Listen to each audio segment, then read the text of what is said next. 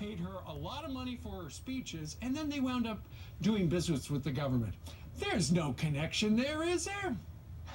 Well, this was an Associated Press report from this week showing that virtually all of those firms, as you said, across a bunch of different industries and sectors of our economy, had interest before the U.S. government, lobbying the U.S. government, trying to gain contracts and work with the government, including some of them at the State Department, some of whom personally lobbied and went after Hillary Clinton herself. So this will just raise more questions, I think, Steve, about the ethics of the situation and about her commitment to transparency, which she shockingly still touts from time to time, Sure. because she will not release the transcripts of those speeches, particularly the ones to Wall Street. When she says, you know, I'll do it as soon as everybody else does it, isn't she talking about Bernie Sanders? He doesn't have any, so it's kind of a crazy argument.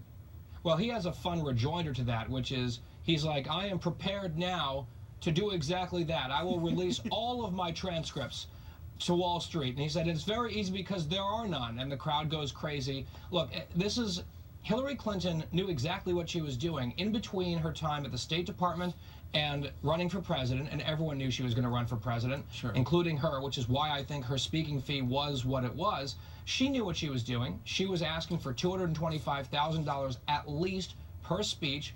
And wouldn't you know it, all sorts of organizations and firms and companies that thought, it might be useful to curry favor with this woman. Right. They ponied up and shelled out, and she became very, very rich. Absolutely. In addition to, she had to have a private jet.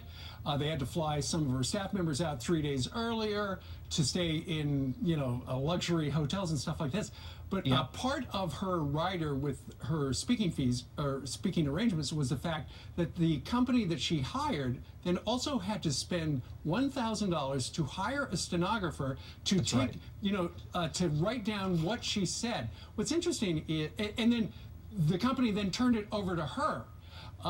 So, you know, she's in control of this.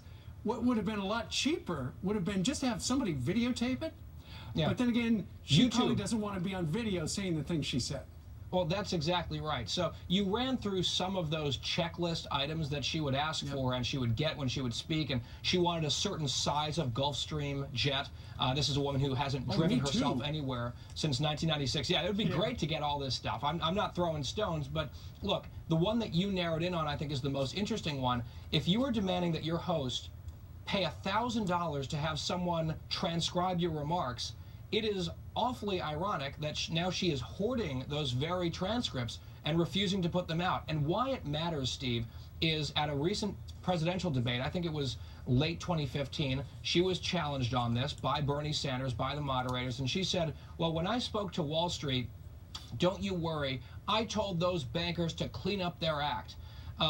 Okay, if we're to believe that, which does strain credulity because people who were there in the room have told reporters actually it was very cozy and warm. If she in fact did those things and was very prescient and speaking truth to power, she has the evidence. Yes, exactly. Let's see the evidence. Exactly. Mrs. Clinton, tear down that wall, that stone wall, that is.